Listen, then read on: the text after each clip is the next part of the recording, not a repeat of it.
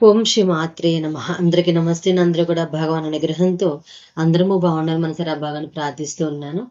మనము ఆంజనేయ స్వామి మహత్యము 12 భాగాలైతే విని ఉన్నాం అనమాట. ఈ రోజున మనం 13వ భాగం నుంచి అయితే మనము విందాం. ఆంజనేయ స్వామి మహత్యము. త్రిశూల రోముని కథ అనమాట. మైత్రేయుడు పరాశర మహర్షిని పంపా సరోవర తీరంలో హనుమ నిత్య కృత్యం గురించి తెలియజేయమని కోరాడు. మహర్షి చెప్పడం ప్రారంభించాడు. కిష్కింధకు దగ్గరలో పంపా సరోవరం ఉంది. దానిలో స్వర్ణ కమలాలు ఉంటాయి. మునులకు ఆవాస భూమి, అనేక రకాల పక్షులకు నిలయము. మలయ మారుతం చల్లగా వీచి మానసిక ఆనందాన్ని కలిగిస్తుంది. దేవతలు కిన్నెరులు అక్కడికి వచ్చి ఆడుతూ పాడుతూ ఉంటారు. అద్వైతులు ప్రణవోపాసనతో ఉంటారు. పంపాతనంలో విహరించాలని ఒక రోజు హనుమ ఒంటె వాహనం ఎక్కి పరివార సమేతంగా అక్కడికి చేరాడు. అప్పుడు సుశేషుడు హనుమకు ఛత్రం పెట్టాడు. నీళ్లు మహేంద్రుడి చామరలతో విసురుతూ ఉన్నారు. మాగధుడు స్తోత్రం చేశాడు. గంధమాదనుడు ముందు నడిచాడు. ద్విజుడు సంభవించి వినోదం కలిగించాడు. పవనుడు పాదుకలను పట్టాడు. జాంబవంతుడు నీతిని బోధించాడు. గంధమాధుడు వంశ శక్తిని పాడుతున్నాడు. అందరూ అభివాదం చేస్తుండగా ఒంటి దిగి ఉచితాసనం మీద కూర్చున్నాడు హనుమ. అందరినీ వారి వారి స్థానాలకు వెళ్ళమని అనుమతించాడు. గవాక్షుడు, శరభుడు, నీలుడు, గవయుడు, గంధమాధుడు, నలుడు, గజుడు, ప్రహస్తుడు, దర్దనుడు, వేగవంతుడు అనే 10 మంది మహావీరులు 1,000,000 మంది సైన్యంతో సరస్సు తూర్పు భాగాన విడుదల చేశారు. ఋషభుడు, సుముఖుడు, పృథువుడు, దధిముఖుడు, జ్యోతిర్ముఖుడు, సంపాది, రుద్రగ్రీవుడు, కేసరి అనే 8 మంది యోధులు 5 లక్షల సైన్యంతో దక్షిణ భాగంలో ఉన్నారు. మరిచి, కేసరి, రంభుడు, తరుణుడు, గోముఖుడు అనే 5 వానర శ్రేష్ఠులు 14,000 మంది సైన్యంతో పశ్చిమ దిశకు చేరారు. సువేషుడు, హరిలోముడు, విద్యుద్ధంసుడు, జాతశ్రముడు, శతవాలి అని 9,000 వానర సైన్యంతో ఉత్తర దిక్కుకు చేరారు. వీరందరికీ భక్తులు సకల ఫలాలు జలాలు సమర్పించారు. హనుమ పంపా సరోవరంలో దిగి హాయిగా స్నానం చేశారు. ఇంతలో ఆకాశం నుండి అతి ప్రకాశమానులైన వెలుగుతో నారద మహర్షి అక్కడ ప్రత్యక్షమయ్యారు. అందరూ లేచి నిలబడి నమస్కరించి భక్తిగా చూపించారు. హనుమ నారదునికి నమస్కరించి యోగక్షేమాలు విచారించాడు. దేవేంద్రుల క్షేమ సమాచారాన్ని అడిగి తెలుసుకున్నాడు.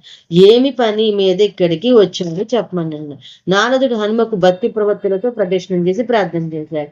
ఆంజనేయ నమస్తుత్యం సంసారాగ్నవ తారక ప్రసీద జగత నాదదేవ దేవ నమోస్తుతే నమస్తే విశ్వరూపాయ జ్యోతిషం పతియన్ నమః అవివాదిత స్వరూపాయ పూర్ణయ పరమాత్మనే సూత్రాత్మని నమస్తుభ్యం సూక్ష్మ రూపాయ విష్ణువే శంకరాది దేవాయ యోగినాం పతే నమః సువర్చలా సమేతాయ పార్వతీనందనాయ చ నమో వేదాంత వేద్యాయ శరణాన్య నమో నమః అని మనసారా పూజించి నారదుడు ఆంజనేయ స్వామితో హనుమత్ ప్రభుతో ఒక దేవకార్య నిమిత్తం నేను ఇక్కడికి వచ్చాను అన్నాడు. నారద మహర్షి హనుమంతునికి తాను వచ్చిన కార్యాన్ని ఇలా చెప్పసాగాడు. పూర్వం అసి అనే రాక్షసుడు తపస్సుచే శివుని మెప్పించాడు. వాడికి త్రిశూల రోముడనే కోరుకున్నాడు. అనేక ఏనుగుల బలం ఉన్నవాడు, క్రూరుడు. వీడు శివుని కోసం గోదావరి తీరంలో ఘోర తపస్సు అనేక సంవత్సరాలు చేశాడు. తన బలాన్ని చూసుకుని గర్వంతో ఇతరులను పరిచేవాడు. తపస్సు చేసుకుని మునులను బాధించేవాడు. దేవతలను ఇబ్బంది పెట్టేవాడు. దేవతా స్త్రీలను బలాత్కారం చేసేవాడు. దేవ ఋషులను కూడా చులకనగా చూసేవాడు. పాలకులందరినీ అధికారులకు దూరం చేశాడు. పాపం వాళ్లకు భార్యల దగ్గరకు వెళ్లే సాహసం కూడా లేదు. నన్ను కూడా ఆ దుష్టుడు బాధ పెట్టాడు. భయం అంటే ఏంటో తెలియని నాకు వాడి వల్ల భయం ఎక్కువైంది. మనశ్శాంతిగా తపస్సు చేసుకోలేకపోతున్నాను. ఇంకా ఉపేక్షించి ఊరుకోవడం తగదని నువ్వు తప్ప వాడిని అదుపులో పెట్టే వారెవ్వరూ లేరని నీ శరణు వేయడానికి వచ్చాను అన్నాడు. హనుమ పరాక్రమాన్ని ఒక్కసారి గుర్తు చేస్తూ, హనుమ పూర్వం బద్రికాశ్రమంలో నరనారాయణ ఆకృతి దాల్చి ధ్యానంలో నువ్వు ఉన్నావు. అప్పుడు రాక్షస బాధ పొందుతూ ఉన్న బ్రహ్మదేవతలు నరనారాయణ పైన నిన్ను శరణు వచ్చారు. రాక్షసుల నుండి తమల్ని కాపాడమని మరీ వేడుకున్నారు నిన్ను. అప్పుడు నువ్వు గౌరీ శంకరులను హనుమంతుడు అనే పేరుతో జన్మనిస్తానని బలవీర శ్రీమంతుడే సర్వ రాక్షస సంహారం చేస్తానని అభిమించాడు. నీ మాటలు విని సంతోషించి నీకు కృతజ్ఞత తెలియజేసి దేవతలు మళ్ళీ తమ స్థానానికి వెళ్ళిపోయారు. నువ్విప్పుడు మళ్ళీ మమ్మల్ని అనుగ్రహించాలి, త్రిశూల రోముణ్ణి వధించి లోక కళ్యాణం చెయ్యాలి అని నారదుడు విన్నవించుకున్నాడు. అప్పుడు హనుమ లోకకంటకుడైన వాడిని తప్పక వధిస్తానని అభయం ఇవ్వగా నారదుడు దేవేంద్ర లోకానికి వెళ్ళిపోయాడు. ఇంద్రలోకంలో సుధర్మ సభలు దేవేంద్రుడు కొలువు తీరి ఉన్నాడు. ఆ త్రిశూల్ని ఓడించే వారెవ్వరూ అనే అనే విషయము మీద అక్కడ చర్చ జరుగుతుంది. ఇంతలో దేవర్షి నారదుడు సభలో ప్రవేశించాడు. దేవేంద్రుడు సకలోపచారాలతో స్వాగతం పలికి ఉచితాసనంపై కూర్చోబెట్టాడు. దేవగురువు బృహస్పతిని చూసి ఇంద్రుడు దైన్యంగా ఉండడానికి కారణం ఏమిటోనని అడిగాడు. అప్పుడు బృహస్పతి దేవర్షి, నీకు తెలియని దేవుంది, త్రిశూల రోముడైన రాక్షస శివుని గర్వంతో మమ్మల్ని అందరినీ పీడిస్తున్నాడు. దిక్పాలుల కలే దిక్కు లేకుండా చేశాడు. యజ్ఞ హవిర్భగవాలను ఇంద్రుడికి దక్కనీయటం లేదు. శ్రోత స్మార్త కర్మలని భస్నమైపోయినాయి. నీరాక మా అందరికి ఊరట కలిగించింది. ఇంద్రుని కష్టాలు పోయే ఉపాయము చెప్పాలని మేమందరం నిన్ను ప్రార్థిస్తున్నాము అన్నారు. నారదు ఇంద్రుని వైపు చూసి మనసులో శ్రీమన్నారాయణ ధ్యానించి, దేవగురు బృహస్పతి వర్య, పూర్వం మీరు మహావిష్ణువును శరణు కోరిన సంగతి మర్చిపోయినట్లుంది. ఆయన భూలోకంలో ఆంజనేయగా జన్మించి రాక్షస సంహారం చేస్తానని అభయించిన సంగతి గుర్తులేదా?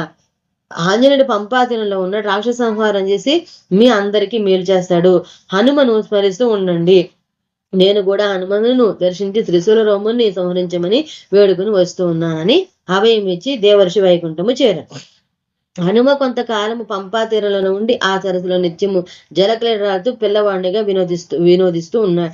ఒకరోజు అకస్మాత్తుగా సామగానం వినబడుతుంది. తన పరివారంతో అక్కడికి చేరాడు.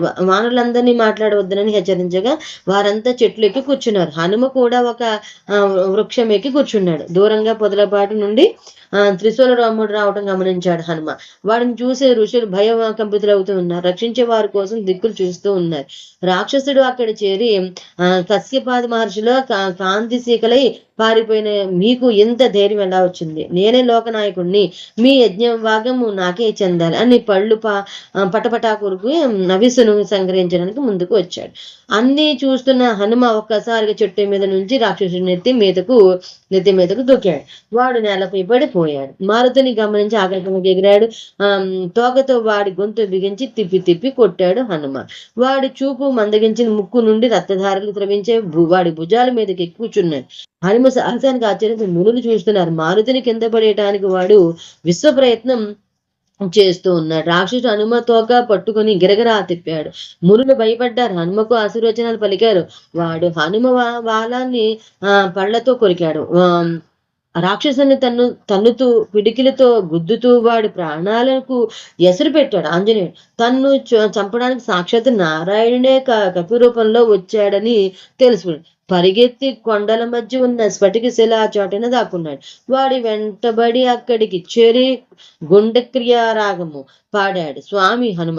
ఆ రాగంతో స్ఫటిక శిల కరిగి నీరైపోయింది. అక్కడున్న త్రిశూల రాముడి వెంటనే చంపి దేవమునులకు ఆనందము కలిగించారు. తర్వాత మనము 14వ భాగం గురించి అయితే తర్వాత విందాము.